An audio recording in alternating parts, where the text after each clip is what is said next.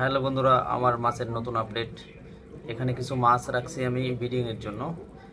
কিছু গাপ্পি আছে, কিছু মলি আছে, কিছু প্লাটি আছে। আর এখানে দেখুন এক পেয়ার ব্লু গোরামি আছে, যে ব্লু গোরামির কিন্তু ফুল অ্যাডাল। এটা কিন্তু ফিমেল একটা মাছ, ওর পেটে কিন্তু ডিম আছে। দেখুন ওর পেটটা কিন্তু ফোলা ফোলা দেখা যায়। এর আগে দুইবার ব্রিডিং আমি করছি, ওখান থেকে আমি ডিম থেকে বাচ্চা উৎপাদন করছি।